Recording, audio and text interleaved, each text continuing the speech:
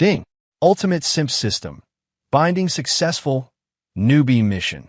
Within 1 week, spend $20,000 for the goddess designated by this system, Claire Sterling, the queen bee of the business school. The degree of mission completion will determine your future funding. Happy simping. My name is Noah Walker, an ordinary college student, so average I wouldn't make a splash if I fell into a pool. Right now, I was staring at the pale blue virtual interface only I could see and the extra $250,000 that had just appeared in my bank account labeled System Exclusive Funds. Lost in thought. The simp system? Seriously, dude? What decade is this? Are we still running with this tired, old script? My mind immediately flashed to those classic cringe TikToks where the guy sent the girl 999 roses and she just drives off with some bleach blonde dude in a Ferrari. It's so lame. Truly. This logic of if I just give her everything, the goddess will have to fall in love with me is basically a form of emotional self-flagellation. The market has long since proven that this entire strategy has crashed and burned. What's the meta right now? It's the glow-up, the comeback, the anti-simp system. You're running on legacy software. Warning, host negative sentiment detected. Please adjust your attitude. Becoming a glorious simp is your only shortcut to financial freedom. A cold, mechanical voice echoed in my head. I roll my eyes. Fine. You've got the money. You make the rules. I pulled up Claire Sterling's profile. The girl in the photo was, admittedly, worthy of the It Girl title. Simple white dress, hair down her waist, a cool, aloof gaze like a mountain spring in summer. Yep, the exact type that would have countless hormone-crazed college guys lining up to buy her Starbucks. The comment section was a waterfall of goddess, my queen, and an angel on earth. I closed the profile, my fingers swiping across the screen as I started to plan how to spend this first chunk of cash. Buy Claire a designer bag, send her a top-of-the-line skincare set, or maybe set up heart-shaped candles below her dorm and put on a drone light show. The ideas flickered through my mind, and I shot them all down one by one. Too cheap, too unoriginal, all tired old plays from someone else's book. Doing any of that wouldn't just fail to make Claire see me differently. She probably wouldn't even remember my face. She'd just slap a label on me. Oh, another idiot. What's the essence of being a simp? It's a value mismatch. You're trying to use money and favors to compensate for your own lack of value. But that's like pouring water into a leaky bucket. The more you pour, the faster it leaks, and the more pathetic you look. So, what's the correct way to play this? It's to increase your own value. To make the bucket itself bigger, stronger, maybe even plated in gold. When that happens, do you still need to pour your own water in? No. The water will come flooding to you. The corner of my mouth curled into a smirk I didn't even notice. System, you may have missed something. You only stipulated that the money had to be spent for Claire Sterling. You never said it had to be spent directly on her. And that, my friend, is a massive loophole. I opened up Google Maps and searched for the most exclusive fitness center in the city, the Foundry. I'd heard that the most basic membership started in the six figures and that the personal trainers were all world champion level athletes. Then I dialed their number. Hi, I'm calling to inquire about your most expensive personal training package. How much is it? The customer service rep on the other end had a voice as sweet as syrup. Sir, our top-tier Apollo program is personally designed and coached by our founder, three-time Mr. Olympia winner Mike the Titan King. The fee is $100,000 a year. Great, I'll take it. But I have one condition. Of course, sir. What is it? I'm getting this membership for a girl named Claire Sterling. I want you to issue a co-branded honorary membership card in her name, meaning it should have both of our names on it. I said slowly.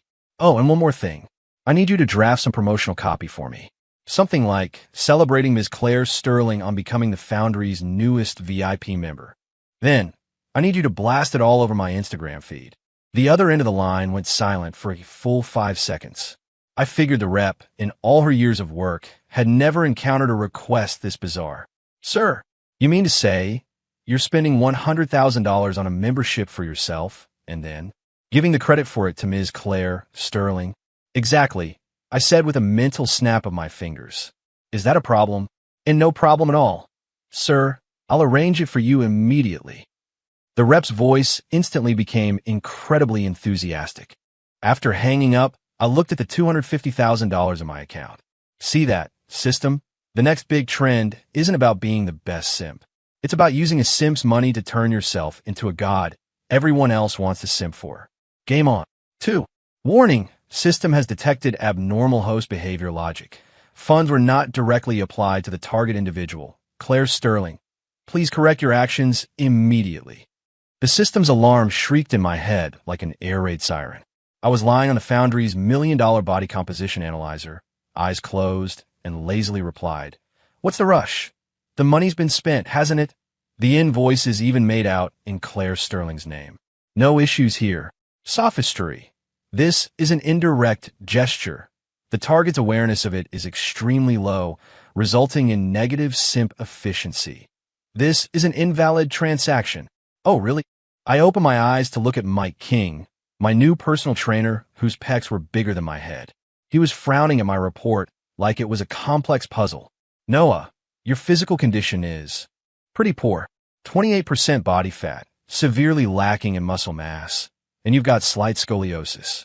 He looked at me like I was a rare specimen. "But don't worry. Leave it to me. In 1 year, I'll give you a whole new body." I smiled and said to the system in my head, "Did you hear that? I'm building a stronger, more perfect body for Ms. Claire Sterling. Once I've got an 8-pack and V-lines, I'll be worthy of protecting her, of shielding her from all harm." Isn't that the highest form of simping? It's called being a competence-based simp. Get with the program. The system, it went silent. My guess was that its central processor had crashed trying to compute my bullshit logic. Perfect. The market needs new stimulus, and so does the system. For the next few days, I practically lived at the gym. Mike King was a champion coach for a reason. His training regimen could only be described as insane.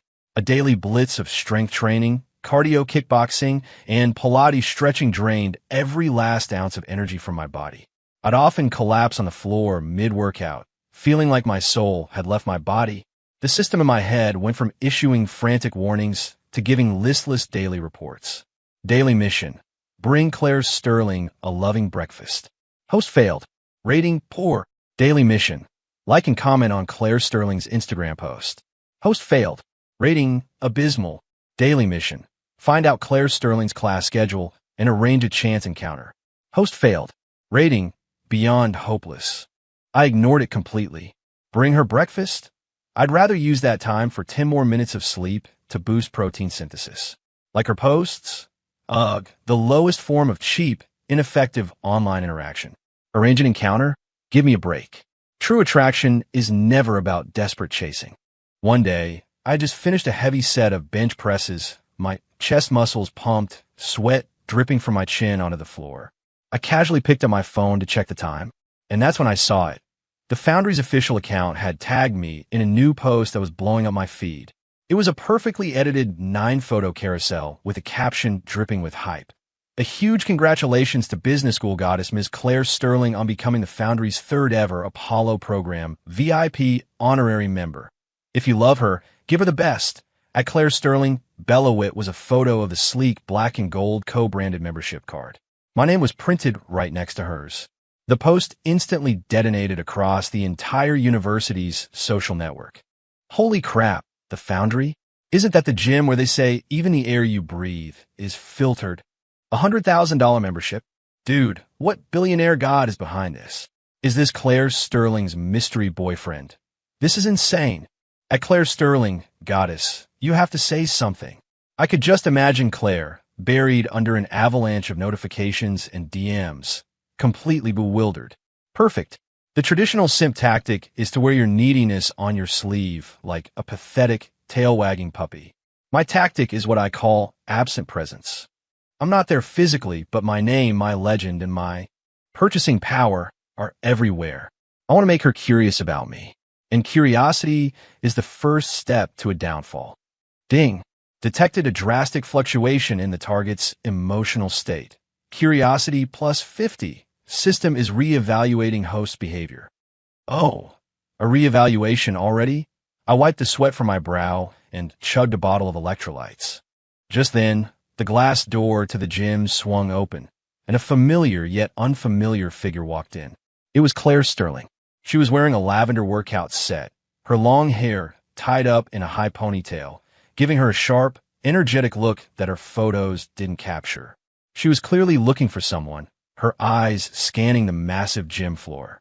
A few of my trust fund classmates, who were regular members here, saw her and their eyes lit up. They swarmed her like flies to honey. "Claire, what are you doing here?" "Wow, the goddess works out too. Let me show you around." Claire answered them with polite but distant courtesy, her gaze still searching. I didn't move. I just continued my stretches. Finally, her eyes met mine in the reflection of the giant mirror. She froze for a second. The man in the mirror was shirtless, sweat tracing the emerging lines of his muscles. My eyes, weary from the workout, held a hint of aggression that was a world away from the quiet, unremarkable Noah Walker from campus. She must have recognized me. After all, my name was on the card. She broke away from the crowd and started walking toward me. The air seemed to solidify. Every eye in the place was on us. The trust fund guys stared, their faces a mixture of jealousy and confusion. I could hear the system in my head practically screaming with excitement. "She's here. She's coming.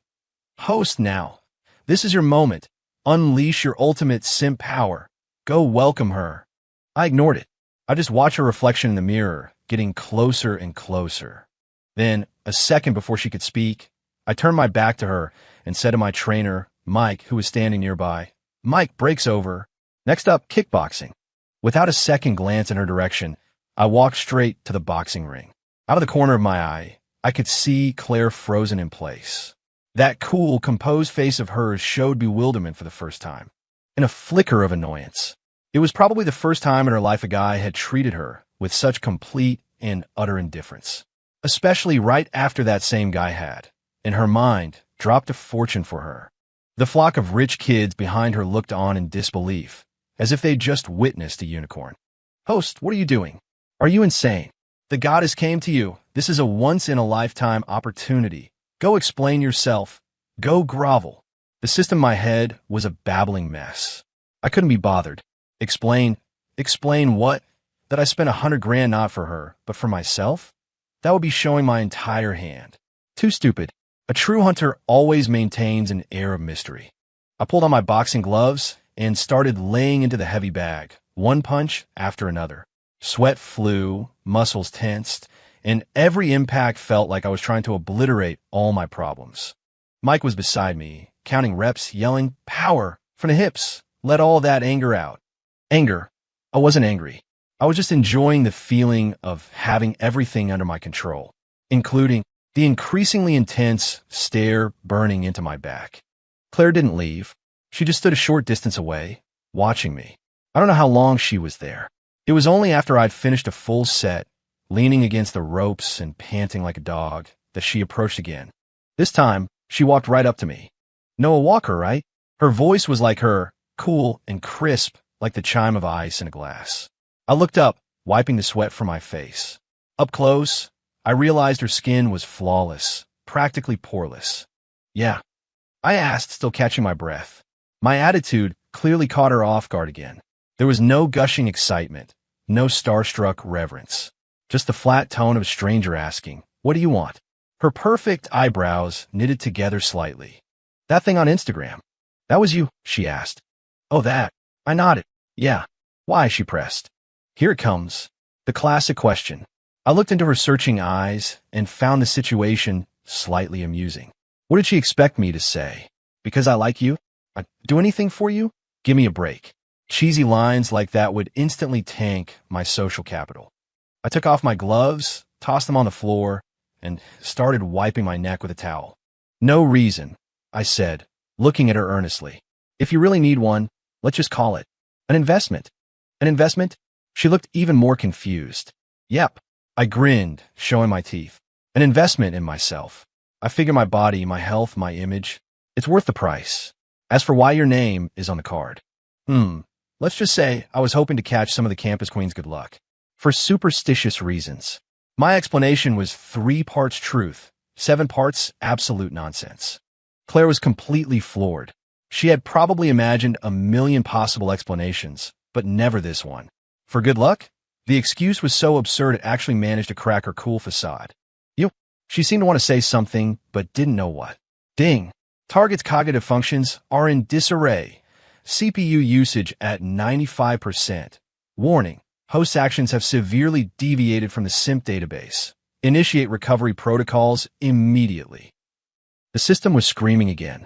I ignored it. I picked up my water bottle, chugged some down, and then said to Claire, "If that's all, I need to hit the showers. Mike's waiting to use the massage gun on me." With that, I walked around her and headed straight for the locker room.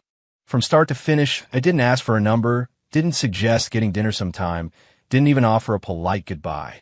I had performed the art of the brush-off to perfection. I knew it was risky, but I also knew that for a girl like Claire, who had been spoiled by an army of simps, the more you treated her like a big deal, the less she would think of you. It was a weirdo like me, who treated her as a good luck charm that would actually pique her desire to conquer. Sure enough, the moment I stepped into the locker room, the system's notification tone changed. Ding! Target Claire Sterling has developed intense curiosity toward the host. Curiosity plus 100. Ding! Target Claire Sterling is experiencing mild frustration.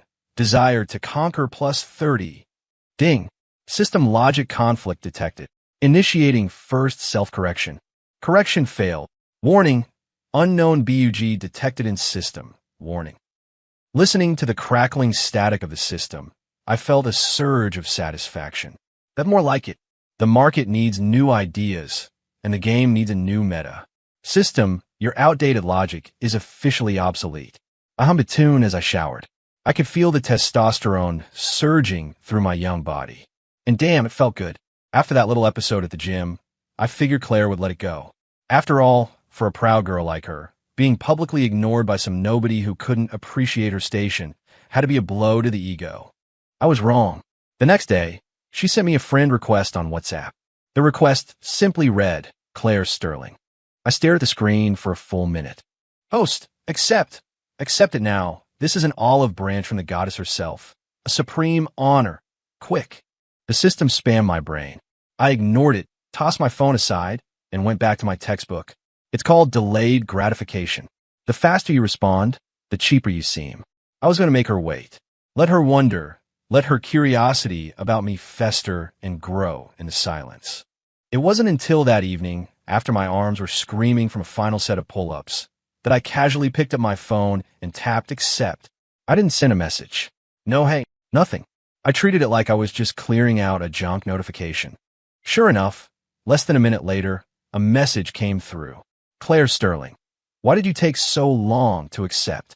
A hint of accusation in her tone. Perfect. It meant she was already paying attention to my reactions. Me, just finished a workout. Was busy. My reply was simple, direct, and emotionless. It also subtly sent a message. My life is full, my time is valuable, and I'm not the kind of guy who replies instantly. Claire Sterling. She sent a series of periods, clearly thrown off by my stonewall texting style. Claire Sterling. About the gym, thank you. Even if your reason was weird, still. Thanks. Here it comes. The classic opening move to friendzone someone. An old school simp would see that and start planning their kids' names. He'd reply with, "You're welcome. I'd do anything for you, but I'm Noah Walker." Me, don't mention it. Me, I'm the one using the car mostly. See that? The art of language. I casually brushed her gratitude aside, basically telling her, don't get ahead of yourself. This has very little to do with you. The conversation was, once again, terminated by me. I could just picture Claire on the other end of the phone, fuming with a mix of anger and helplessness. Ding. Target's frustration plus 50, competitiveness plus 20. Hearing the system's alerts, I smiled with satisfaction. Over the next few days, Claire tried messaging me a few more times. It was all small talk like, did you go to the gym today? Or is your major hard? My replies always followed 3 rules: short, objective, and never initiating a new topic. I was a conversational dead end, and I was shutting down all her attempts to get a feel for me. I knew she was testing me, trying to see if I was genuinely not interested, and I was determined to make her believe it. A week later, the deadline for the system's first mission, spend $20,000, arrived. Ding, newbie mission results processing. In 1 week, host has spent a total of $100,000 for target Claire Sterling. Mission completion massively exceeded completion rate, 500%. Rating, S+, behavioral logic incomprehensible. Congratulations, host. The ultimate simp system, 2.0 has been activated. Remaining funds of $150,000 are now unlocked. New feature Simp Shop is now online. I tapped to open this so-called Simp Shop.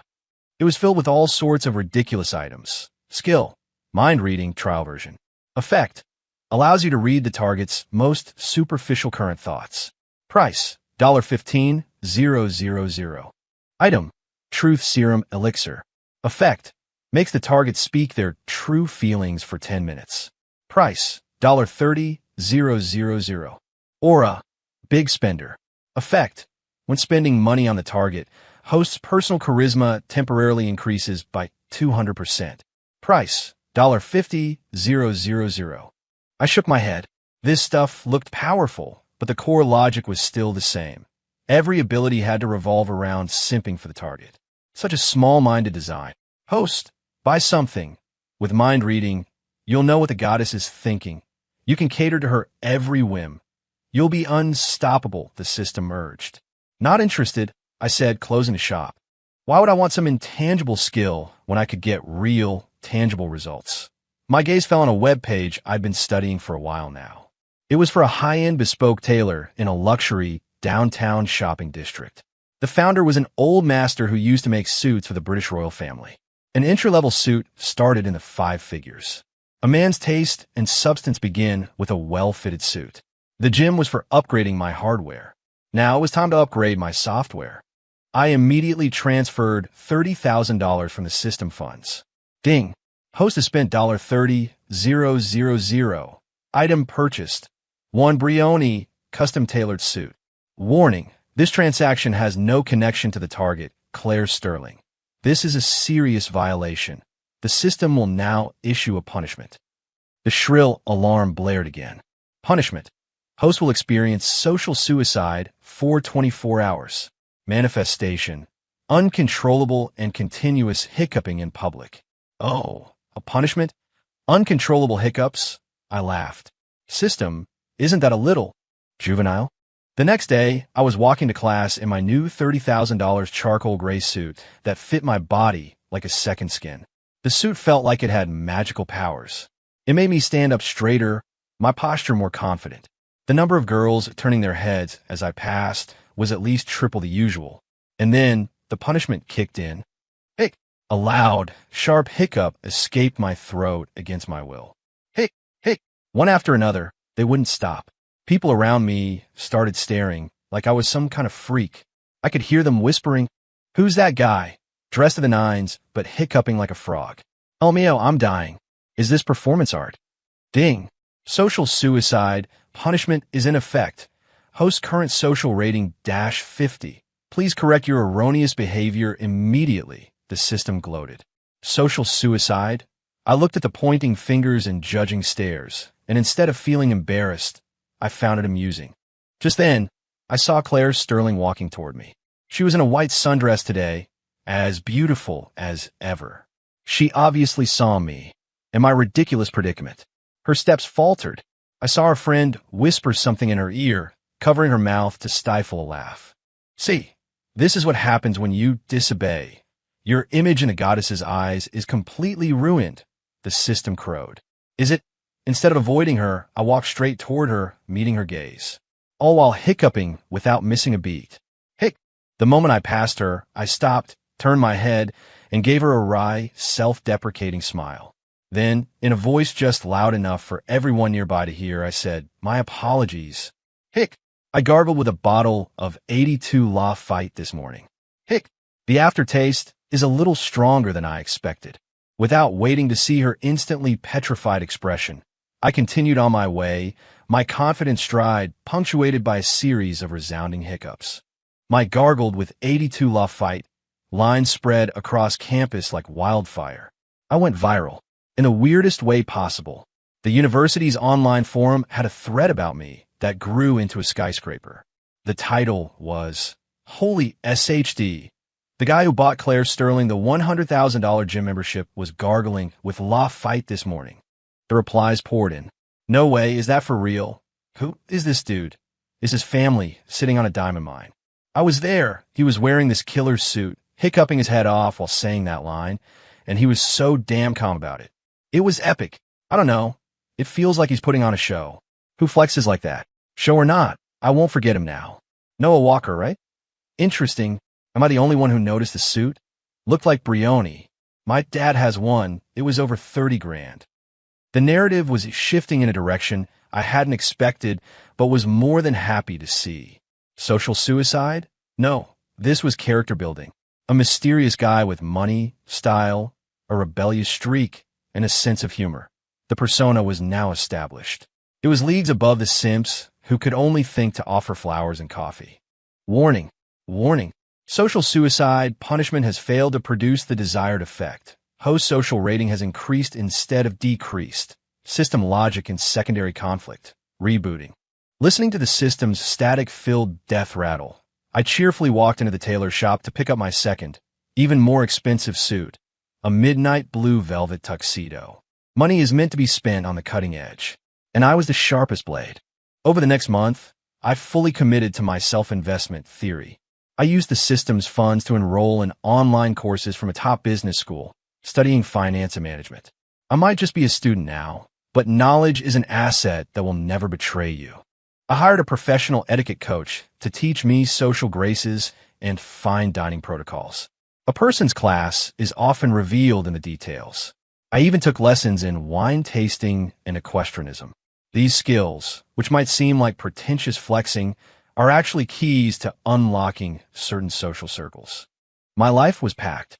The gym, classes, learning new skills. I was like a super absorbent sponge, soaking up everything that could increase my value. And the system's initial $250,000 in my bank account was depleting rapidly. The system itself seemed to have given up on my incorrigible behavior. The punishments it dished out grew increasingly absurd. One day, it made me walk with my right arm and right leg moving in unison. Another time, it made me spill water on myself every time I took a drink. Once, it even punished me by making the first person I made eye contact with develop an uncontrollable crush on me. That day, the first person I saw was one of the campus security guards. Ever since, every time the old man sees me, he grins like a sunflower and insists on giving me cucumbers from his garden. These so-called punishments, far from bothering me, added a layer of ridiculous fun to my otherwise intense self-improvement journey. And Claire, she hadn't contacted me at all that month. It seemed she was deliberately avoiding me. I knew she was watching and struggling. My unconventional approach had completely scrambled her understanding of the world. Her pride wouldn't let her fawn over the new campus celebrity like other girls might. But every time I made waves, from the law fight incident to photos of me at the stables in a bespoke suit that someone inevitably posted on the forum, it was like a stone cast into the calm lake of her mind, sending out ripples. She was waiting for me to make a move. If I sent her just one text, she could reclaim that feeling of being pursued, of being on her pedestal, and pull me back into a dynamic she could control. But I wouldn't give her the satisfaction. Not only would I not make a move, I would show her that my world didn't revolve around her. I used the last of my funds to book out the city's most exclusive rooftop restaurant, Aura, for a small, private party. My guest list didn't include the usual clout-chasing trust fund kids. Instead, I invited the new friends I'd made in my courses and clubs. A rising gallery owner, an alum who had started her own successful tech company, a cool girl from a rock band, and a few ridiculously fit fitness models. Every single person on that list was more vibrant and interesting than someone whose only title was campus queen. On the night of the party, I wore the midnight blue velvet tuxedo, moving effortlessly through the crowd. The confidence gained from my physical and intellectual training made me feel like I was radiating energy. I knew Claire would come tonight, because I'd had the restaurant accidentally send an invitation to her dorm in my name, but the invitation read, "A party for Mr. Noah Walker and his friends." That little S on the end of friends said it all. At 9 p.m., the heavy wooden doors of the restaurant swung open. Claire Sterling was standing in the doorway. She was in a white dress again, as beautiful as ever, but her face held a trace of panic she herself wasn't aware of, because she saw me sitting at the head of the main table, flanked by a stunning fitness model on my left and the sophisticated gallery owner on my right. We were raising our glasses, deep in laughter and conversation, and my gaze didn't linger on her for more than a single second. 6. Claire's arrival didn't cause much of a stir at the party. My new friends offered her little more than a polite nod. In their world, Claire was pretty, but here, pretty was the cheapest currency. Everyone in this room was a protagonist in their own right, shining in their own field. No one was going to treat her like the center of the universe, the way the guys at school did. The feeling of being so thoroughly outclassed brought a look of unease to Claire's usually cool face. She stood there, looking like a lost little girl who had accidentally wandered into a party for grown-ups. "Host, a heaven-sent opportunity. Quick, go invite her over. Show her your gentlemanly charm. Tell her you did all of this for her." The system's voice cracked with excitement. I scoffed internally. Go over now? That would be admitting that the second she appeared, she recaptured all of my attention. The high-value persona I had so carefully constructed would instantly crumble. I didn't move. I continued my conversation with the gallery owner about pop art, acting as if I hadn't seen Claire at all. It was one of the trust fund kids at her table, Chad Williams, a control group I had intentionally invited, who scurried over to her. "Claire, you made it. Come, sit with us," Chad said, eagerly trying to pull her to his table. Claire hesitated for a moment, but eventually followed him. I watched it all from the corner of my eye, feeling nothing. This was exactly what I wanted. I needed her to experience the contrast. At school, she was the moon, orbited by countless stars. But here, she was just one of the brighter stars in a vast galaxy. The party's atmosphere was fantastic. We talked about art, business, our futures. No one gossiped about campus drama or bragged about their family money. It was a higher level of social interaction. Claire and Chad's table, however, stuck out like a sore thumb. Chad was still using his tired old lines, boasting about the new car his dad bought him and how much money his latest venture made. Claire just kept her head down, taking small sips of her juice, barely speaking. But her gaze kept drifting unconsciously in my direction. She was watching me talk confidently with others, watching the fitness model next to me laugh as she fed me a piece of steak, watching the gallery owner lean in to whisper something in my ear, followed by our shared smile. I could feel her gaze shift from initial curiosity to scrutiny and then to a hint of envy and disappointment that she probably didn't even recognize herself.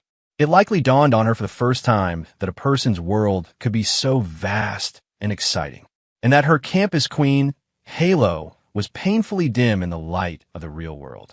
Ding detected self-worth doubt in target Claire Sterling. Confidence minus 30. Ding. Target Claire Sterling is developing a desire for host's current social circle. Aspiration plus 50. Warning, no such simp strategy exists in the system database. Logic system has crashed for the third time, requesting technical support from headquarters. Support request failed. Listening to the system's death throes, I picked up my glass and stood up. "Everyone," I said, capturing the room's attention. "Thank you all for coming tonight. I propose a toast to our ambition." Everyone rose, smiling as they lifted their glasses. To ambition. In that moment, I saw Claire almost instinctively raise her glass of juice. Her eyes were locked on me. They no longer held the pride and coolness from before. Instead, they were filled with a complex mix of confusion and inquiry. She didn't understand. She didn't understand how, in just 1 month, someone who should have been just another insignificant admirer had undergone such a seismic transformation. She didn't understand why, even though he supposedly existed to simp for her, he was living a life more confident and more dazzling than anyone else. After the party, I saw all my guests out. Claire was the last to leave. She walked up to me, her lips parting as if she wanted to say something. "Noah," she finally said, "just my name." Yeah, I nodded, waiting. "You." She looked at me, her gaze more serious than ever before. Who are you, really?" She finally asked the question. It meant she had completely given up on trying to define me with her past experiences. I smiled. "I'm me," I said. "Just a normal guy, trying to become a better version of himself." "Then, what was all this for?" she pressed, unwilling to let it go. "Was it really just for good luck?" I looked at her, silent for a few seconds. Then I took a step closer, leaned in and whispered in a voice only she could hear. Maybe it was at first. But now, I paused deliberately, holding her tense gaze, before slowly delivering the final blow. I'm finding that, without you, things seem to be pretty lucky on their own. 7. The color drained from Claire's face. Her expression was a cocktail of humiliation, anger, and disbelief. That single sentence was more devastating than any of my previous acts of indifference. It fundamentally denied her very value in this whole equation. "You're a bastard," she muttered, her eyes instantly welling up. Then she turned and ran out of the restaurant without looking back. Watching her flee, the system in my head erupted in an unprecedented shriek. "Ah, host, what have you done? You made the goddess cry. You're digging your own grave. The mission is going to fail. We're doomed." I clean out my ear, finding its hysteria a bit loud. Doomed? No, the show is just getting started. Everything I'd done was a prelude to this moment. To take her sky-high ego and shatter it on the floor. Only then would she completely drop the goddess act and start to see me and our relationship as an equal. It's called deconstruction for the sake of reconstruction. As expected, the next day, the campus forums exploded. Someone had secretly taken pictures at the party and posted them. Massive T. Noah Walker's mystery party. Claire Sterling allegedly humiliated, leaves in tears. The photos were blurry, but you could clearly see me surrounded by various beautiful women while Claire stood alone by the door.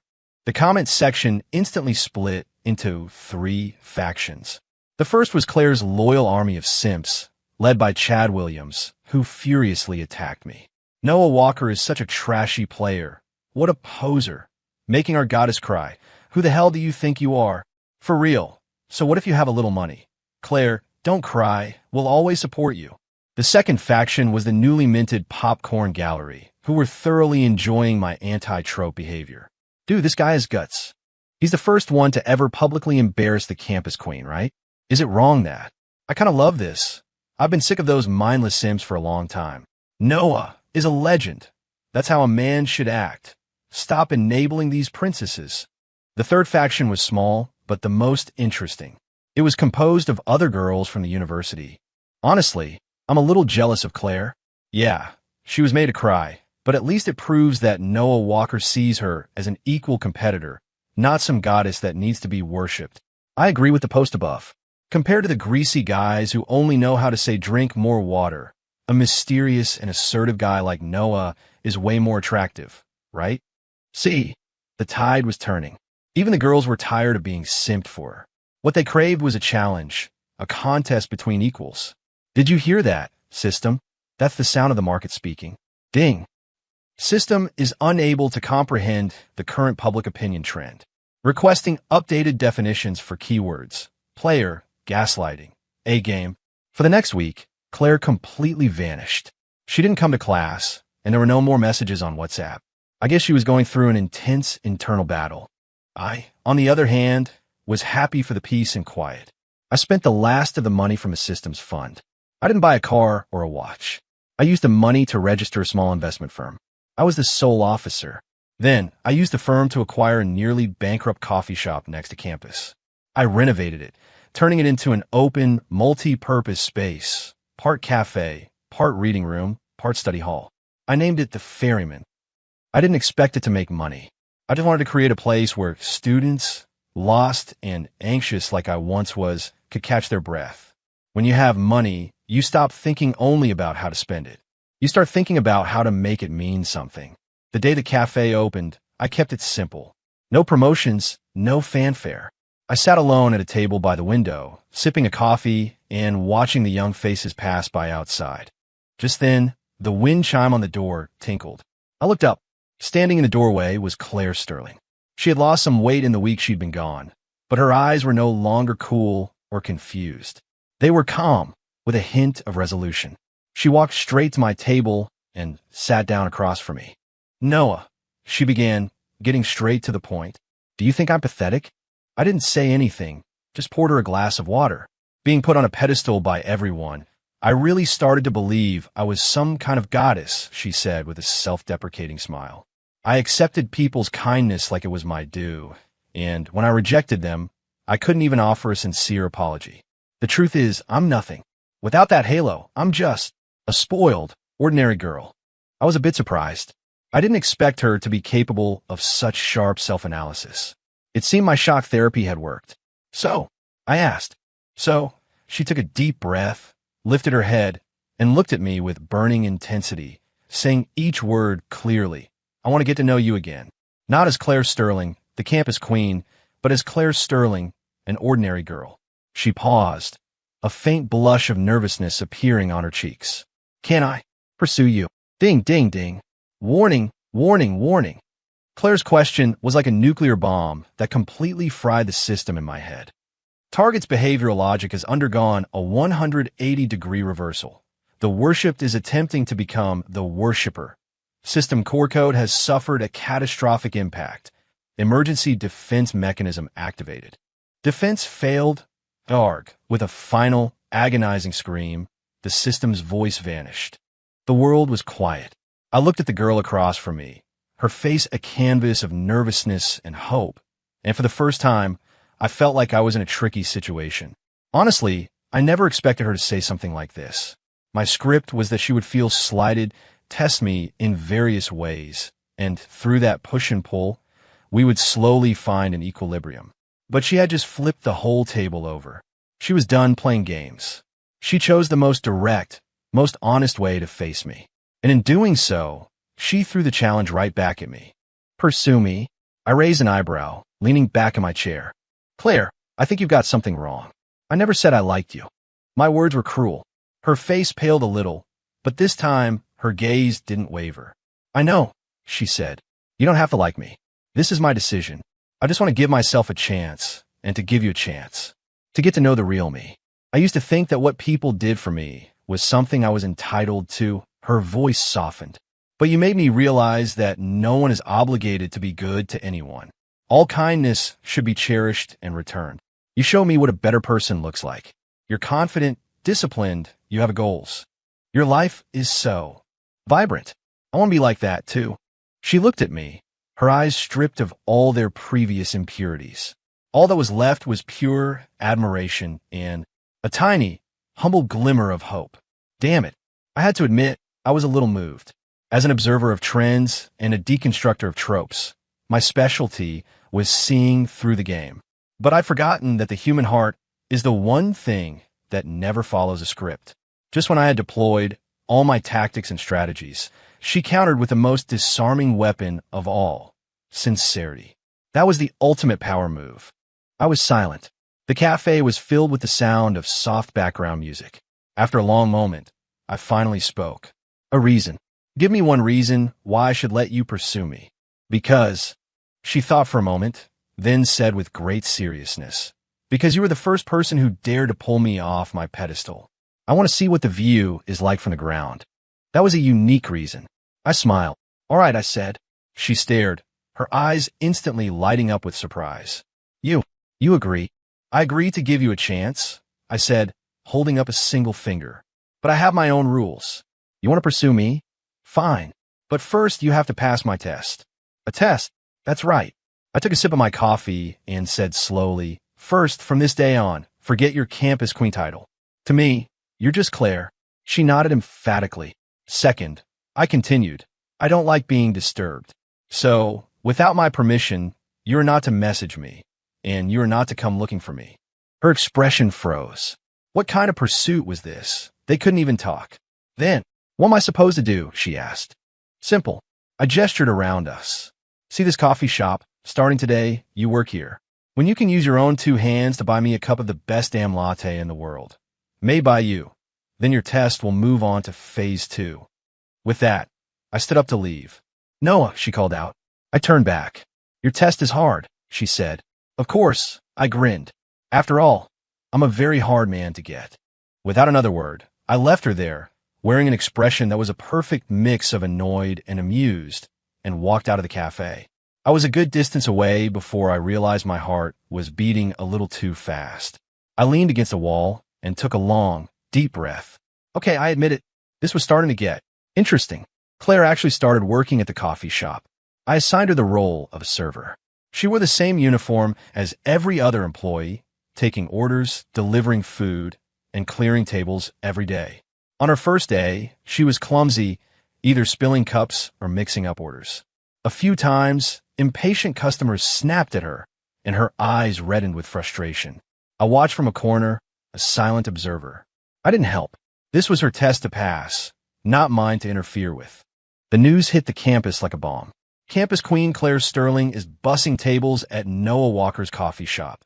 The simps were heartbroken, convinced their goddess had been brainwashed by a manipulative player. The gossips were ecstatic, finding this real-life drama more exciting than any TV show. But Claire seemed deaf to it all. She truly threw herself into the role of an ordinary server. She arrived on time every day, diligently learning how to take orders, how to interact with customers, how to brew different kinds of coffee. Her hands, once soft, became rough from the hot water and cleaning solutions. Her beautiful dresses were replaced with simple jeans and t-shirts. The halo above her head was slowly fading. But for some reason, I found this version of her far more appealing than the untouchable campus queen. One afternoon, the shop was quiet. She was behind a counter alone, clumsily practicing latte art. Cup after cup of milk was wasted. The patterns she poured were either amorphous blobs or bizarre shapes. She was getting discouraged, puffing out her cheeks as she stared at her latest failure. It was kind of cute. I put down my book and walked over. "Steady your wrist," I said. She jumped, startled. Seeing it was me, she blushed and tried to hide the failed latte behind her back. I was just messing around. I ignored her excuse, picked up a clean milk pitcher, and started steaming the milk. Then, I took an espresso shot and began to pour the velvety microfoam. A gentle flick of my wrist. A beautiful tulip bloomed on the surface of the coffee. Her eyes went wide. How do you know how to do that?" "I learned a while back," I said, pushing the cup toward her. "Try it." She carefully picked up the cup and took a delicate sip. "How is it?" I asked. "It's good," she said.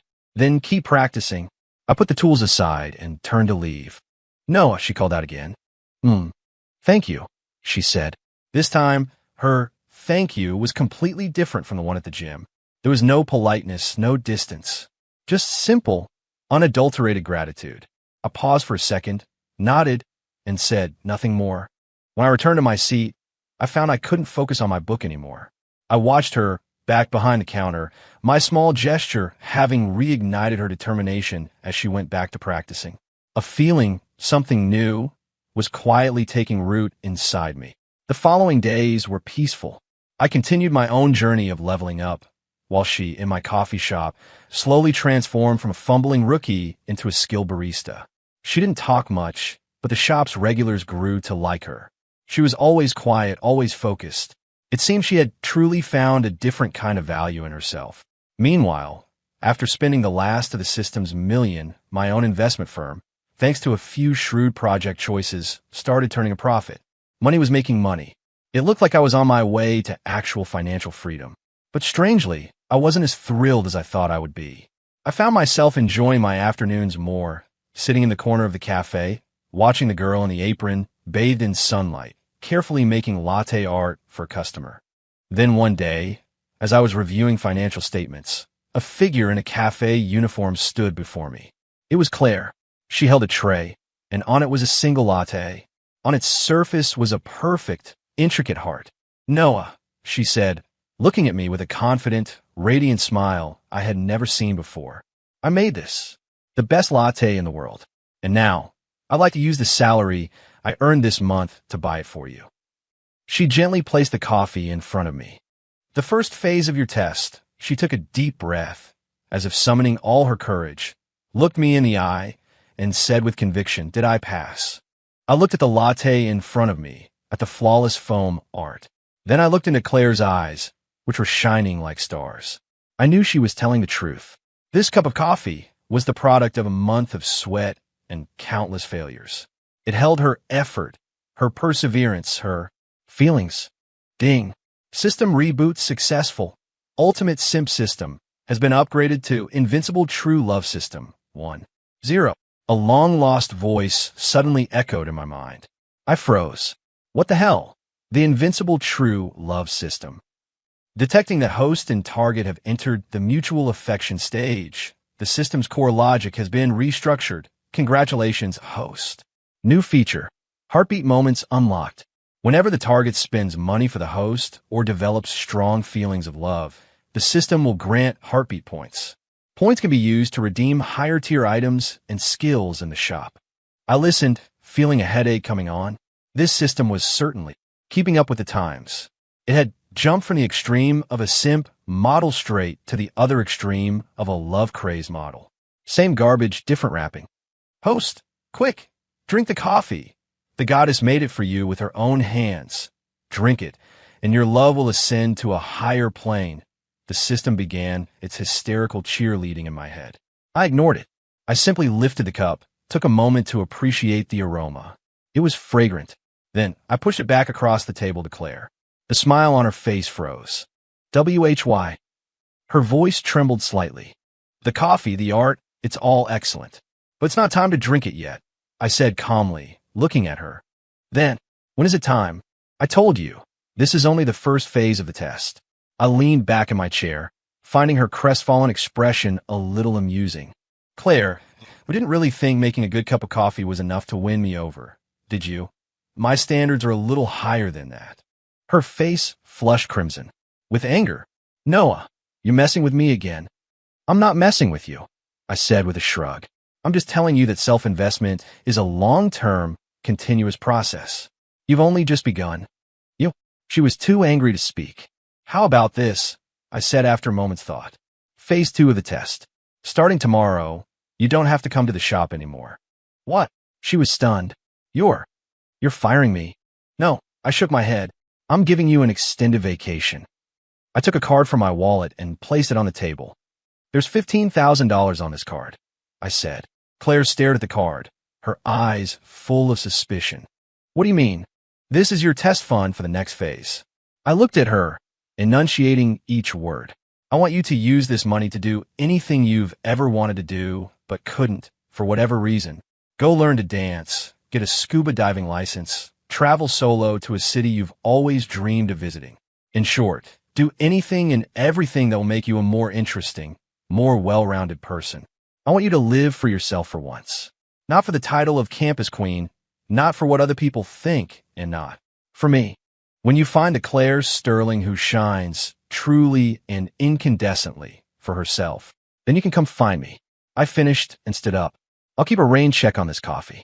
When I see a brand new you, I'll come and collect it myself. Without another look at her, I walked out of the cafe. This time, I didn't look back, because I knew that some seeds, once planted, just needed time. Time to take root, to sprout, and to grow into the magnificent tree I hoped to see. And I had my own work to do. My investment firm had its eye on a new project, a startup team working on AI-driven emotional interaction. I had a feeling that this field was going to be the next big thing. I thought Claire would need a long time to complete her Phase 2 test. To my surprise, it only took her 2 months. During that time, I deliberately avoided seeking out any news about her. I poured all my energy into my company. I successfully became the lead investor in the AI Emotional Interaction Project. The team was young and full of brilliant ideas. I worked with them day and night, optimizing algorithms and adjusting models. I discovered I was completely obsessed with this process of creating something from nothing. Money, for me, had truly become just a number on a screen. The sense of achievement from turning an idea into reality was the most addictive drug. The invincible true love system in my head also quieted down during these 2 months. It seemed to have realized that its love is everything logic was just as ineffective on me. It would only occasionally offer a mechanical report when I saw an update on Claire's Instagram feed. Ding! Detected an increase in target's self-worth, current charisma value, 75, initial value, 60. I tapped open her profile. It was a Claire I didn't recognize at all. She no longer posted perfectly curated selfies. She posted a photo of herself swimming with a sea turtle while scuba diving, her skin tanned to a healthy bronze. She posted a shot from a dance studio, drenched in sweat, flashing a V for victory sign in the mirror. She posted a picture of herself, alone with a backpack under the vast blue skies of Tibet, Her face lit up with the most brilliant smile. She even posted a picture of her first-place certificate from a small business competition. She was truly using that $15,000 to furiously invest in herself. She was becoming more complex, more multidimensional, more charismatic. She was no longer the hollow campus queen with just a pretty face. She was a real, flesh and blood, soul-filled, sparkling Claire Sterling. I had to admit, every time I saw one of her posts, my heart skipped a beat. Then one day, as I was in a video conference with my team, when my assistant knocked and entered, "Mr. Walker," she said, suppressing a smile. "There's a Ms. Sterling downstairs to see you. She says she's here to report her results." I paused, then broke into a smile. The time had come. I ended the meeting and went downstairs. Claire was sitting in the guest area. Today, she wore a sharp, tailored beige suit, her long hair pinned up with tasteful, professional makeup. The image of the naive college girl was completely gone. In its place was a settled confidence and poise. When she saw me, she stood up and extended her hand, her face wearing the kind of polite, professional smile you'd see in a business negotiation. "Mr. Walker, it's been a while." I shook her hand. It was warm and firm. "Miss Sterling." I raised an eyebrow. "It seems your vacation was productive." "Thanks to you," she said, releasing my hand. She pulled a document from her bag and handed it to me. "This is my results report. Please have a look." I took the file and opened it. It wasn't a collection of travel photos or award certificates. It was an incredibly professional and detailed business plan. The title read, "A Feasibility Report on the Brand Upgrade and Chain Operation of the Ferryman Cafe." I was stunned. I flipped through it quickly. Market analysis, competitor research, profit models, marketing strategies. Every section was well-reasoned, logical, and clear. It was even better than the work of the professional project managers at my own company. I looked up, staring at her in disbelief. "For the past 2 months, besides traveling and learning," she said, her eyes shining brighter than I'd ever seen them, "I spent every other waking moment on this. I researched every successful coffee chain, both domestic and international. I interviewed 100 customers of the Ferryman. I analyzed every strength and weakness of your shop.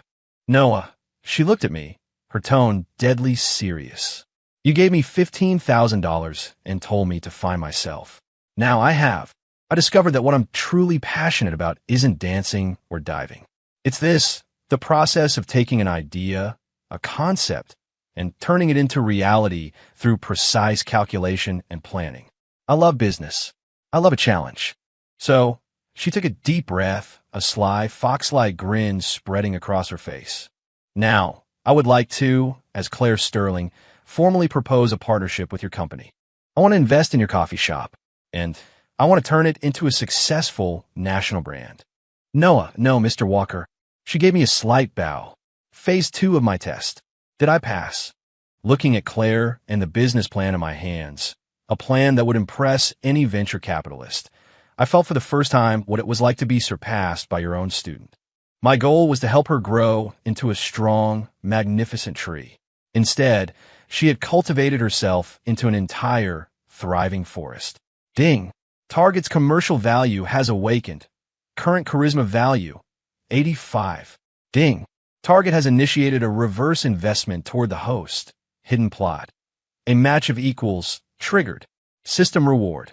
Host personal charisma is permanently increased by 20%. You have earned the title Master of the Love Game. Listening to the system's fawning notifications, I suddenly felt a wave of apathy. Did I really need these superficial rewards anymore? The living, breathing, dazzling woman standing before me, a woman I had a hand in shaping, was the greatest reward I could ask for. "I've read your plan," I said, closing the document. "It has a lot of strengths, but also a few fatal flaws." Claire's expression immediately tensed. "What flaws?" "First, your expansion plan is too aggressive. The brand's foundation isn't stable enough. Expanding blindly will only lead to a broken supply chain and financial collapse. Second, your supply chain management is too simplistic. The quality of the coffee beans is the lifeblood of a chain. You can't rely on a single supplier. Third, I went down the list, pointing out every weakness in her plan. With every point I made, The color drained a little more from her face. By the time I was done, the confidence she had just built up was all but shattered.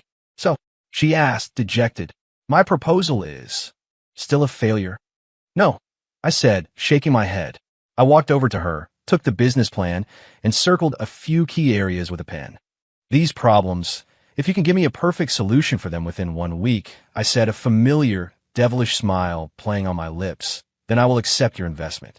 Furthermore," I paused, "I will personally add another $750,000 to the investment, and you will be the CEO of this new company." Claire was completely dumbstruck. This sudden turn of events was too much. She stared at me, her eyes instantly misting over. "Why?" she choked out. "You could do this all yourself. Why would you give such an incredible opportunity to me?" "Because." I reached out and gently wiped a tear from the corner of her eye, my movement surprisingly tender. "Because I no longer need to prove myself to anyone," I said, looking at her seriously. "But you do. Claire, you need a stage where you can truly shine, and I'm willing to be the one to build it for you."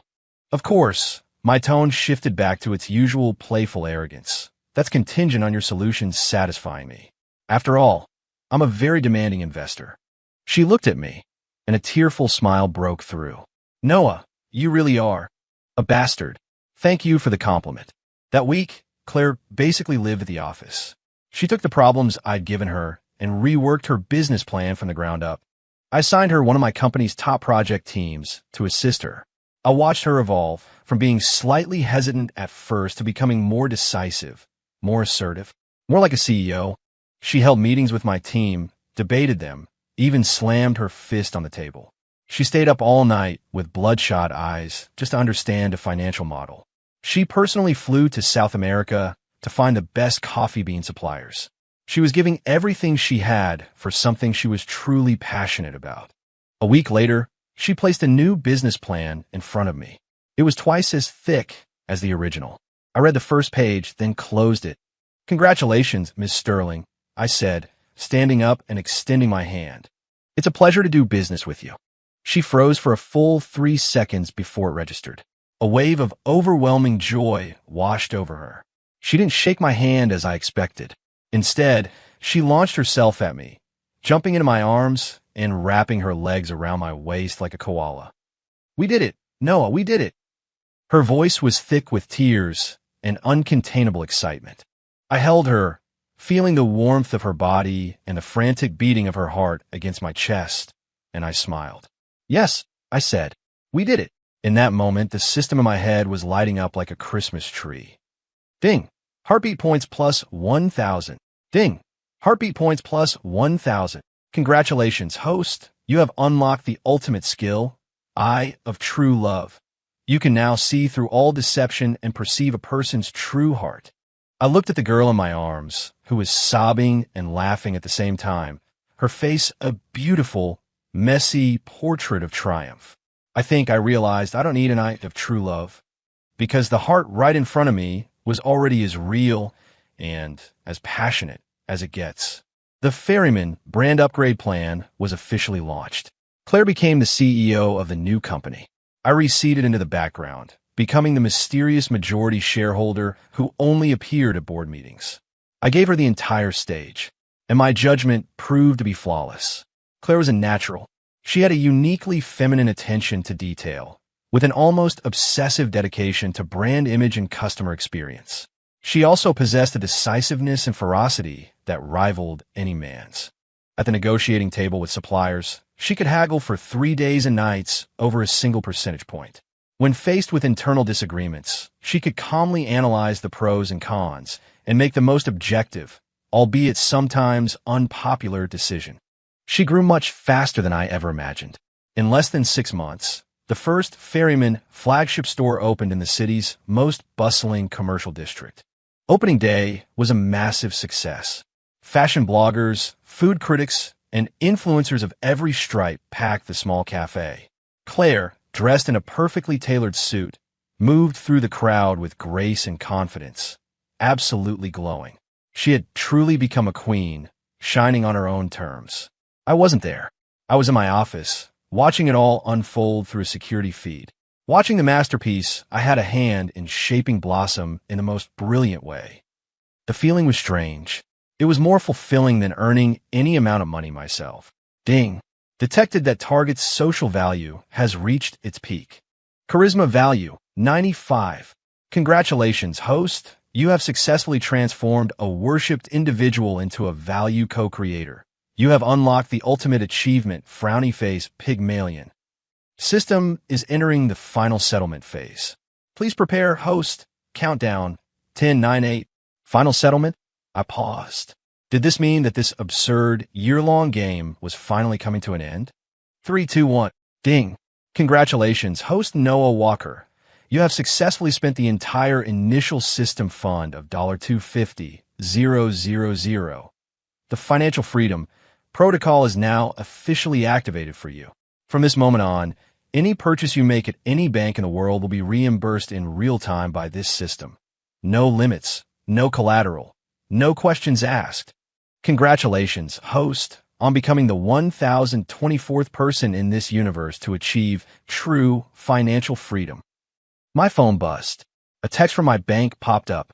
Dear Mr. Noah Walker, your savings account ending in 8888 has, on September 6th, received an unlimited line of credit from the Intergalactic Bank. Your current available balance is infinity. I stare at the infinity symbol, a purely mathematical concept now applied to my finances, and felt nothing. I was truly financially free. I could buy anything in the world I wanted. Private jets, mega yachts, a private island in the Pacific. It was all within my grasp. But strangely, I felt no excitement. In fact, I felt a little empty. I turned off my phone and looked back at the monitor. Claire was still there, passionately arguing with an employee over a minor detail in the store's layout. And I suddenly realized, it seems the things money can't buy, like the sight of her right now, so focused and endearingly stubborn, were what I truly wanted. I picked up my phone and dialed her number. It rang for a long time before she picked up. The background was noisy. Hello, Noah. Her voice was tired but tinged with excitement. Did you see? We did it. I saw, I said. Very impressive, Miss Sterling. Of course, she said smugly. It was all me. To celebrate your success, I said, are you free tonight? I'd like to take you to dinner. The line went quiet for a moment. Mr. Walker, she said, her tone suddenly shifting to a formal, businesslike one. I'm afraid I already have plans tonight. I stood there, phone in hand, stunned. She has plans? That was an answer I had not anticipated in the slightest. With who? The question slipped out before I could stop myself. I immediately regretted it. I sounded like a jealous boyfriend checking up on his partner. Well, that would be a personal matter. I don't believe I'm obligated to report my schedule to you, Mr. Walker. Claire's voice on the other end was laced with a playful, teasing tone. She was turning my own game against me. Beep, beep, beep. She hung up. Listening to the dial tone, I tasted something I hadn't felt in a long time. Defeat. I had personally trained a gentle kitten into a fierce predator. And now, she was turning her claws on me. I sat in my office, a sour feeling churning in my stomach. Financial freedom felt utterly meaningless in this moment. There was only one thought in my head. Who was she going out with? Some business associate I didn't know? Or a new admirer? The thought, once planted, grew like a weed, choking everything else. I paced my office, agitated. Finally, I couldn't take it anymore. I grabbed my car keys and stormed out. I had no idea where I was going. I just drove aimlessly through the city streets. Eventually, as if guided by some unseen force, I found myself near the university, near the coffee shop I had built, the place that was now a trendy hotspot. The Ferryman. I parked on a side street, not getting out. I just watched the shop, watched the young, energetic faces moving in and out. And then I saw her, a familiar figure walking out of the cafe. It was Claire. She had changed out of her power suit and was now in a simple white t-shirt and jeans. No makeup, her long hair down. She looked just like the college girl I first met. But something was different. There was a genuine, relaxed joy on her face. And in her hand, she was holding a latte. My heart stirred. Could it be? She looked both ways, and then she started walking directly toward where I was parked. How did she know I was here? She stopped at my driver's side window and tapped gently on the glass with her knuckle. I rolled it down. She leaned in, passing the latte through the open window. On its surface was a perfect heart, identical to the one she had made months ago. "Well, boss," she said, a sly, cat that ate the canary grin on her face. "Is it time to drink this coffee yet?" I stared at her, then at the coffee, completely bewildered. I thought you said you had plans." "I do," she nodded, as if it were the most obvious thing in the world. "My date is with you." "Then why did you?" "I was making a bet," she said. "I was betting that if I told you I had other plans, you would act like a complete idiot and come looking for me, betting that you would get jealous." "For me?" She looked at me, her beautiful eyes gleaming with victory. And from the looks of it, she reached out and gently pinched my stunned cheek. I won. I, Noah Walker, self-proclaimed trend spotter and master of the love game. In this moment, I was played completely and utterly by the very girl I thought I had created. I looked at her smug, triumphant expression, and suddenly I started to laugh. A genuine, happier laugh than I could remember. I pushed open the car door and got out.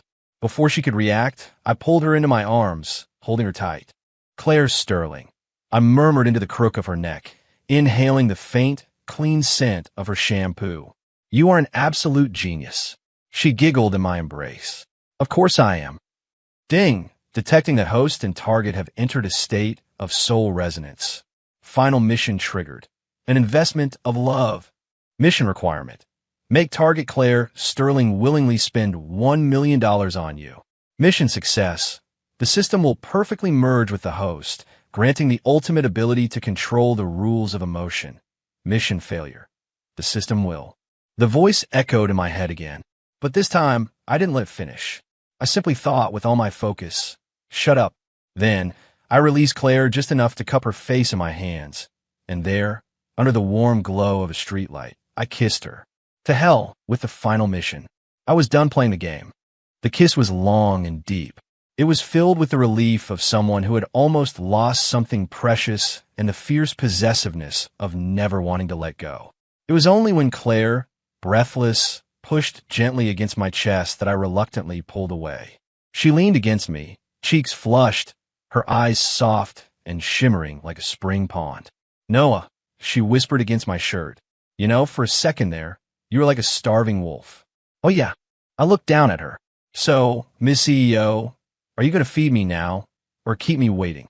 "Depends on your performance," she said, tilting her head up with a mischievous glint in her eye. Looking at her, so full of life and playful spirit, my heart completely melted. I took her hand. "Come on, I want to show you something." I took her back to the ferryman. It was 10 o'clock at night, and the shop was closed. I unlocked the door and flipped on the lights. The entire space was quiet and warm, the air filled with the faint, comforting aroma of coffee and old books. "Why did you bring me here?" she asked. I didn't answer. I led her to the counter and had her take a seat on one of the stools. Then I stepped behind the bar and took out my best set of coffee-making equipment. Grinding the beans, tamping the grounds, pulling the perfect espresso shot, steaming the milk. My movements were fluid and practiced. Claire just propped her chin on her hands, watching me quietly. Her gaze was focused and tender. Soon, a perfect latte was ready. With a latte art pen, I didn't draw a heart or a tulip. I drew a tiny, simple sketch of a boat, a ferryman's boat. I pushed the cup across the counter to her. "Ms. Claire Sterling," I said, looking at her with absolute sincerity, mimicking her tone from earlier. "This coffee is called Noah, and I'd like to give it to you. I don't want your investment, and I don't want your partnership. I just want you, Claire Sterling, to be my girlfriend. Will you?" Claire looked at the coffee, at the slightly dorky but charming little boat I'd drawn. She didn't answer right away. I watched as her eyes slowly reddened. Then she looked up at me and smiled. It was more beautiful than any smile I had ever seen from her before. "Noah," she said, "you are a hopeless romantic. So what's your answer?" I pressed. "The answer." She lifted the cup and took a small sip. Then she stood up, walked around the counter, and came to stand in front of me. She rose up on her toes and pressed a soft, coffee-scented kiss to my lips. "Can't you taste the answer?" she murmured. I smiled. I swept her up into my arms and sat her down on the high countertop. And there, in our little coffee shop, in a world that belonged only to us, I gave her my deepest, longest reply. A long time later, Claire became my wife. The ferryman became a beloved national brand. One day, she was curled up against me on the sofa and asked, "Noah, be honest. What were you really thinking back then? Why did you use such a bizarre method to, well, invest in me?" I thought for a moment, and then I told her the whole absurd story about the simp system. She was silent for a long time after I finished. Then she burst out laughing, rolling on the sofa. "So," she said, wiping tears from her eyes. "Me, Claire Sterling, I was the mission target for simp system." "You were," I confirmed. "So did you ever finish that final mission? Did I spend $1 million on you?" she asked, curious. I shook my head. "No," I said. "The moment I kissed you for real, the system just vanished." "Why?" "Probably because." I looked at her, remembering the system's final, frantic messages. It realized that this generation has no time for its outdated, manipulative script. The new meta isn't being a simp, or an anti-simp, or even some invincible true love warrior. I pulled her closer, holding her tight in my arms, and whispered in her ear, "The new meta, the only one that ever matters, is becoming the best version of ourselves. And in doing so, becoming the game itself."